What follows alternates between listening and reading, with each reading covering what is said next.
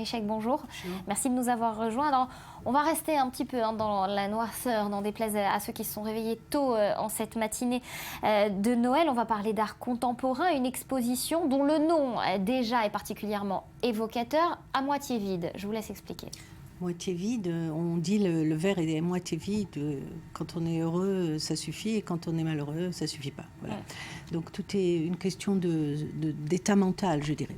Là, nous sommes dans une exposition. Alors cette artiste, Maya Hatoun, elle est en état mental ou en tout cas psychologique particulièrement délicat en ce moment, manifestement. Ça se voit à travers ses travaux. Si on rentre dans une expo qui n'est que noir et blanc, déjà on se dit il se passe quelque chose. Mais ce que je veux dire, c'est que cette jeune artiste de 40 ans qui fait des très très beaux dessins en général, colorés aussi, là a pris l'espace d'une galerie, donc un espace public, et l'a rendu un espace privé.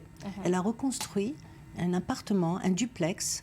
À l'entrée, on a un salon, en haut, il y a vous voyez, et on monte en haut, il y a des chambres. Et la seule chose vivante, je dirais presque, qu'il y a dans cet espace de 2 étages, c'est cette serviette blanche qui montre une trace humaine et une sorte de musique qui est dans le fond. Ce sont le livre de Frankenstein qui est lu tout au long de Frankenstein. Alors déjà, moi, je vous avoue, Marie, que c'est la seule fois où j'ai travaillé une de vos chroniques avec le cœur lourd un petit peu et la sensation que cette expo, elle n'était pas gaie, elle n'était pas... Alors même s'il y en a plusieurs, dont vous nous avez déjà parlé, qui n'étaient pas forcément des plus joyeuses, mais celle-là, elle est particulièrement lourde et difficile. J'ai l'impression qu'on rentre dans un état vraiment mental de l'artiste. J'ai l'impression qu'on est rentré dans son âme, et son âme, ces jours-ci, c'est pas la gaieté totale.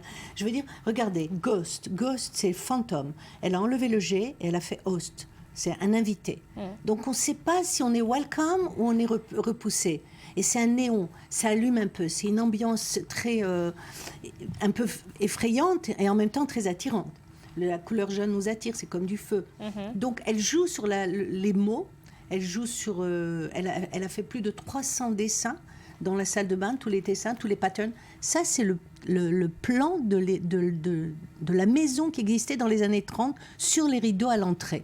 Donc il y a un essai de refaire la mémoire de l'espace, de l'appartement qui existait avant que la galerie soit une galerie, dans les années 50. Vous voyez, c'est un rideau, ça a l'air bénin, ça a l'air un rideau de salle de bain. Non, c'est un vrai rideau conceptuel, je dirais, d'art. Donc on rentre dans cet espace, déjà on se demande qu'est-ce qu'il y a derrière. Il y a tout le temps, on a tout le temps quelque chose qui nous évoque, il y a quelque chose qu'on ne voit pas.